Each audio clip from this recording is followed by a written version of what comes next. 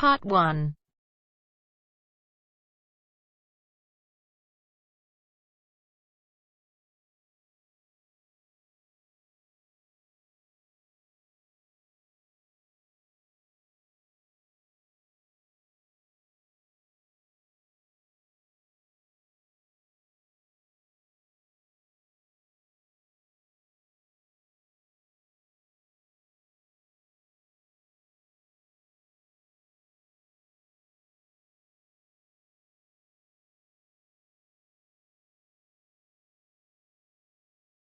You will hear a number of different recordings, and you will have to answer questions on what you hear. There will be time for you to read the instructions and questions, and you will have a chance to check your work. All the recordings will be played once only. You will hear a telephone conversation between a woman and a police officer. First, look at questions 1 to 5. For each of the questions, 4 alternatives are given. Decide which of the alternatives, A, B, C, or D, best fits what you hear on the tape, and circle the appropriate letter.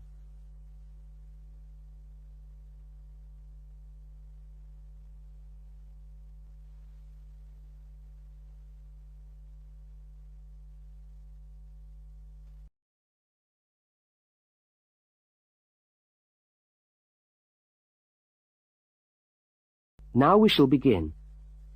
You should answer the questions as you listen, because you will not hear the recording a second time. Now listen carefully to the first part of the conversation, and answer questions 1 to 5. Lost property, can I help you? Oh, yes. I've had my briefcase stolen. Okay, I'll take some details. Tell me what it looks like, first of all. Well, it's a soft leather one, you know, not a heavy box type like a man's. And how does it close? It's got buckles at the front, 2 of them. They're gold-plated ones. Fine. Was it locked? No, I'm afraid not. Never mind. Any distinguishing features? Pardon? Any marks or badges on it that make it stand out? Only the brand name. And where's that? It's on the back, at the bottom in the left-hand corner. It's saggy. Oh, and there's a scratch. It's quite bad, but small, directly above the brand name. I did it recently, putting it on my bike. I got that. So, what did you have inside the briefcase? Well, all my papers from college. It's so frustrating, but thank goodness for computers. I haven't lost them completely. Yes, you're lucky. I had my wallet in my pocket, so I didn't lose that. But there were also my pens, which I got for my birthday, and a novel I was planning to read on the train. Right.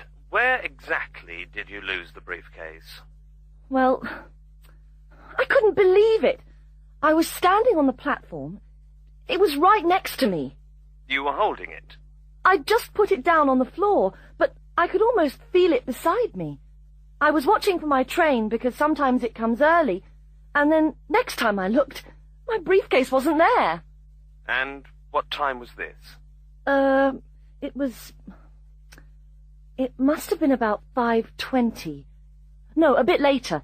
I'd say 5:30 because it was just getting crowded, and the train normally comes at about 25 to 6. Before they continue their conversation, look at questions 6 to 10.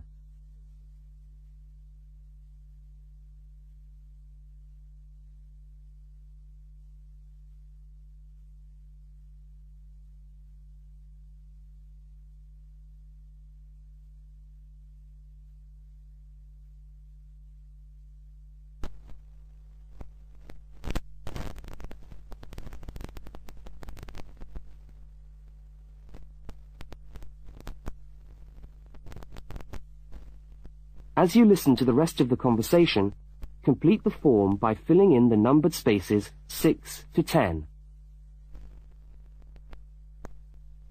Right. If you'll just give me some personal details. Yes. What name is it? I'm Mary Prescott. Can you spell that? Yes, it's P-R-E-S-C-O-T-T. And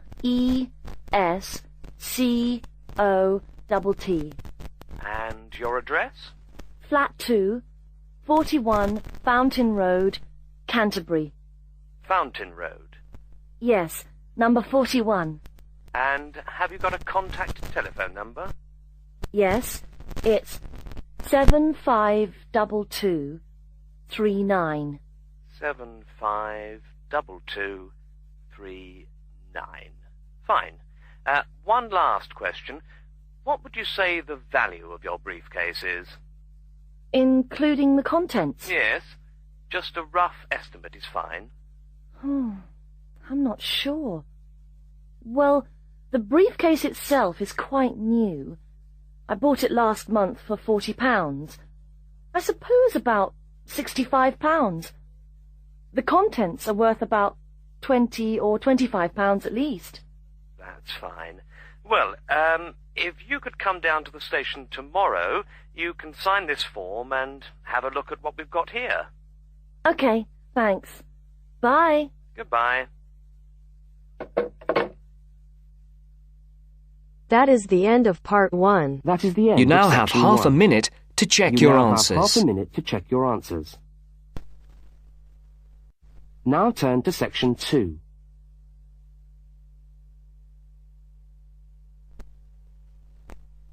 Section 2. You are going to hear a news report from an Australian radio program. First, you have some time to look at questions 11 to 13. Now turns to part 2. Part 2.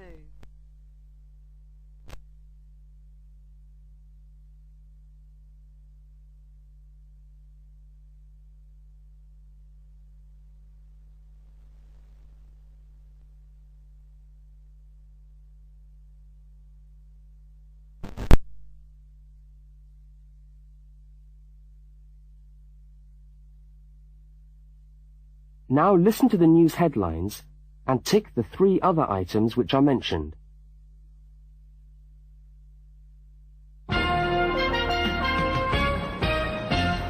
This is the 6 o'clock news for Tuesday the 25th of November. And first the headlines. The Prime Minister has promised to help the drought-stricken farmers in the northern part of the country who haven't seen rain for nearly 2 years. And in Sydney, a group of school children are successfully rescued from a plane which landed in the sea shortly after takeoff. Transport workers are on strike in Melbourne over a pay claim, and the strike looks set to spread to other states. And on a fashionable note, there's to be a new look for the staff of Qantas, Australia's national airline. Now you have some time to look at questions 14 to 21.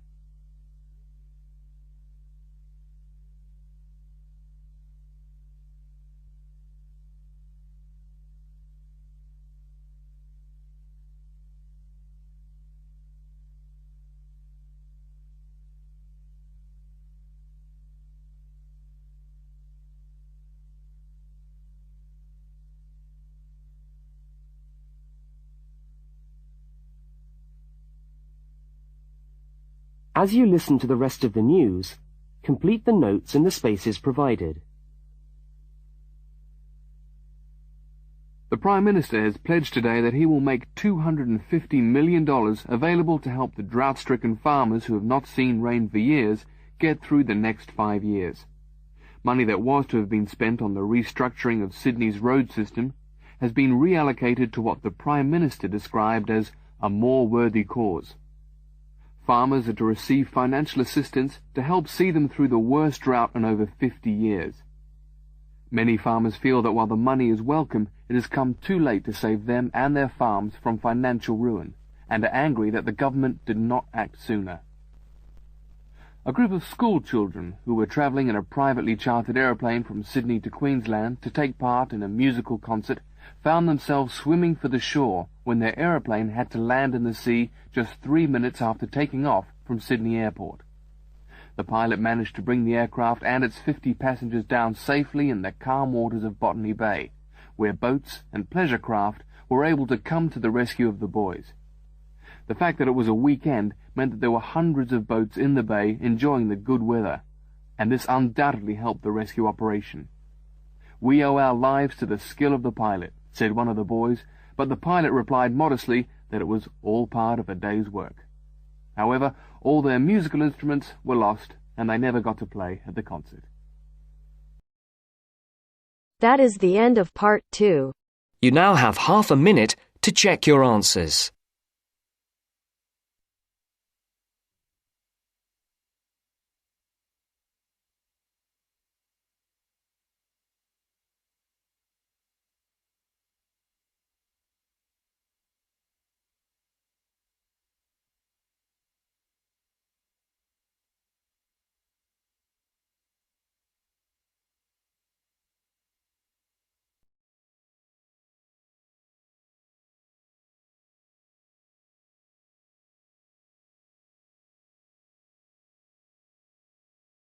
Now turns to part 3. Part 3.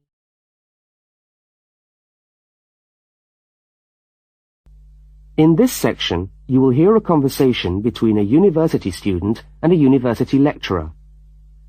Look at questions 22 to 25. For each of the questions, 4 alternatives are given. Decide which of the alternatives best fits what you hear on the tape and circle the appropriate letter.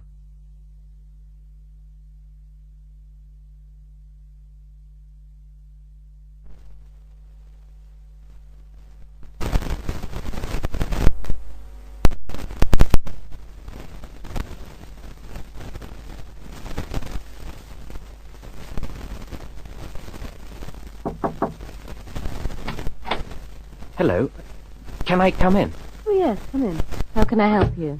I was looking for the economics office. I've been all over the arts faculty building looking for it, but I could only find the School of Accounting and Economic History. Is this the right place? Yes, this is the School of Economics. Oh, good. I'm a new student, and I was wondering if someone could give me some information. Well, I might be able to help. I lecture on that program. What do you need to know? Well, quite a few things, actually. Firstly, how many lectures a week do I have to attend? Well, the Economics 1 course is a double unit, so there are 2 lectures a week and 1 tutorial. Oh. The lectures are scheduled for Tuesday and Thursday. What time? Let me see. You know, this information is all in the handout, which you should have received yesterday at the orientation meeting. Oh, was there a meeting yesterday? I didn't know about that. No one mentioned... Yes, there was. But, never mind. Now, lectures are at 4 in the afternoon. Ooh, 4's a bit late.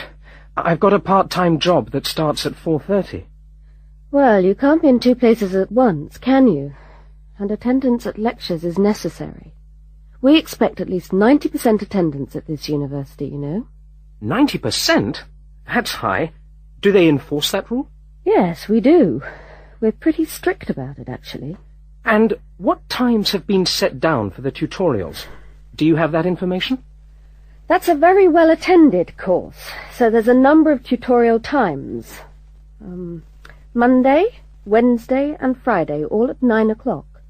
Yours will be allocated at the first lecture. Can't I choose the time? Maybe, maybe not. You'll have to talk to the lecturer on the course. Dr. Roberts is his name. Oh, okay. Now look at questions 26 to 31.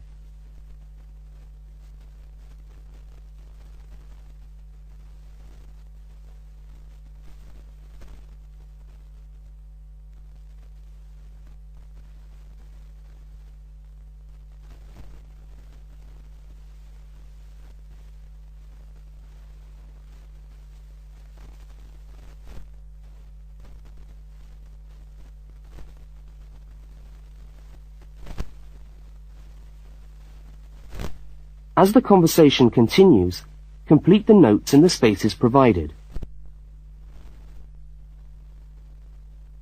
Anything else I can help you with while you're here? Well, yes, actually. Do you know what the course requirements are? I mean, how much work is expected for this course? Well, you have to complete a tutorial paper. What does that involve? Well, it's a piece of work on a given topic based on some set reading tests. You'll have to give a small talk to your tutorial group. How long does that have to be? Oh, about 25 minutes usually. I have to talk for 25 minutes? Yes, that's right. And then you have to write up your piece of work and give it to the lecturer to be marked. Right. And is that all? No. You also have to complete a 3,000-word essay on a topic. Can I choose the topic? Yes, usually you can. Right. That shouldn't be too bad. And in addition to that, there is an exam. An exam? What sort of exam? Well, it's an open book exam. Does that mean I can have the textbook with me during the exam? Yes, that's right. And can you give me any idea about the content of the first year of economics, so that I can get into some reading? Well, you'll be getting the reading list next week when lectures start. All the books are in the library. Yes, but won't everyone else take them out as soon as they get the reading list too? Well, yes, they might. But most of the important ones are held in closed reserve. That's a part of the library where you can go to read books, but you can't take them out of the building. What did you call that section of the library? Closed reserve. However, we do recommend that you buy the core books. You'll find them useful and you'll need them for the exam. Yes, I suppose I will. But what is the focus of the course? Well, the course at this university has a vocational focus. That is, a focus on preparing its graduates for work. So we're orientated very much towards employment. Oh, so my chances of getting a job are good? Well, provided you get good results. Well, look, thanks for your time. You've been really helpful. That's fine. See you next week, then.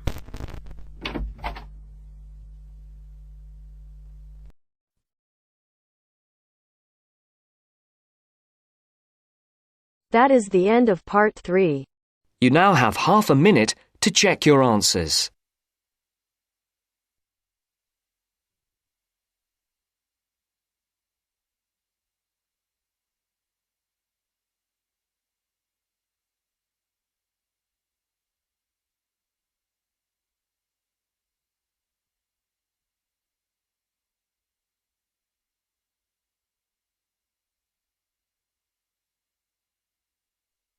Now turns to part 4. Part 4.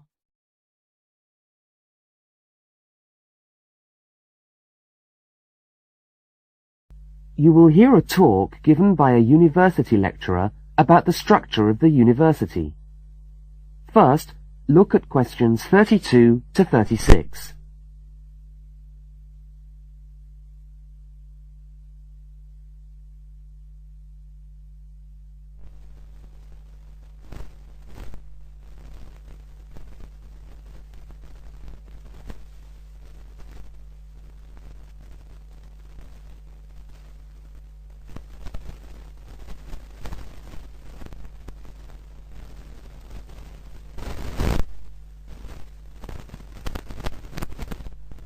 Now listen and answer questions 32 to 36.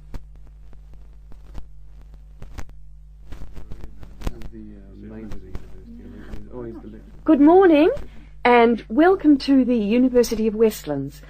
My name is Marcia Mayhew and I'm the coordinator of the Bachelor of Social Science degree. This morning I'd like to tell you about the structure of the university and about some of the requirements of the degree that you're about to enter. The Bachelor of Social Science is in one faculty within the university. That is the faculty where I work, known as Arts and Social Sciences. Here on this campus we also have the faculties of Architecture, Law and Science and Technology, among others. It's important to know something about the structure of the faculty because as you go through your course, you may need to call on members of the staff to help you. At the top of the faculty, we have a dean, and below the dean, we have 3 divisions. Each division has a divisional head, and your degree is located in the Division of Social Sciences. Within each of the divisions, there are the departments, and each of these offers the different degrees. For instance, 2 of the departments which offer the major subjects for your award are sociology and psychology. Each has a departmental head, but for practical purposes, the people you are going to see the most of are myself as coordinator of the social sciences degree, and the actual lecturers who are teaching the subjects that you are taking. For instance, in the first semester, you'll be doing 4 subjects: psychology, sociology, history, and economics. If you have any problems or difficulties, not that I'm anticipating you will, but you never know, then you should go and see your lecturers. For instance, you may find that you can't meet a deadline for an essay, or perhaps you're having problems with attendance. These seem to be the 2 most common problems that students face.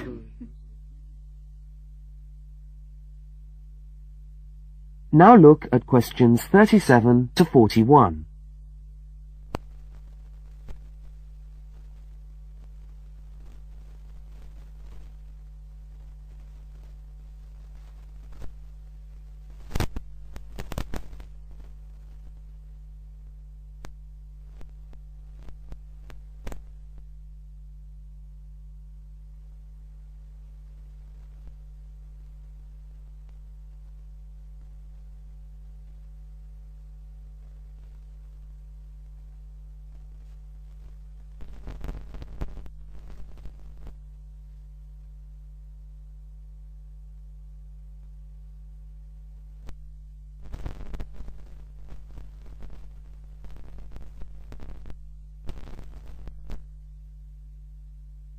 As you listen to the rest of the talk, answer the questions 37 to 41. If your lecturers are unavailable, you can always come and see me in my office. I'm available on Wednesday and Thursday mornings and on Friday afternoons. Outside these hours, perhaps you could ring the secretary and make an appointment. Now, you'll note that all of the subjects which you undertake in the first year are composed of lectures and tutorials. A lecture is about an hour long, and a tutorial usually runs for about 2 hours. A lecture is rather like what I'm doing now, where one person will talk to all of you together on a subject. Now, we do ask you to try to attend the lectures. A tutorial is perhaps where most of the learning occurs at a university. You will be divided into groups of between 12 and 15 students, and each week one of you will have to present a piece of work to the group as a whole, and then the group will discuss what you've said. It's this discussion, this exchange of ideas, which really constitutes the basis of university learning, in my view. Listening to lectures in many ways is just giving you information that you could access for yourself in the library. But the discussion at the tutorial is very important. This doesn't mean that you shouldn't go to the lectures, though. Other factors to be particularly concerned about are the structure of essays and delivery of written material. And in particular, I would like to mention the question of plagiarism. Plagiarism is taking other people's work without acknowledging it. That is, without saying where it comes from. Now, of course, all essays are based on research done by other people, but you must remember to attribute the work to the original writer. And while it's a good idea to work with other people, don't hand in work which is exactly the same as your friend's work, because we will notice. If you don't acknowledge the source of your information, then you run the risk of failing the subject, or in very serious cases, you might be denied entry to the university. Last but not least, stay in touch with us. If things are getting you down, don't go and hide. Come and talk to us about it. That's what we're here for. Right. Thank you very much for coming along today.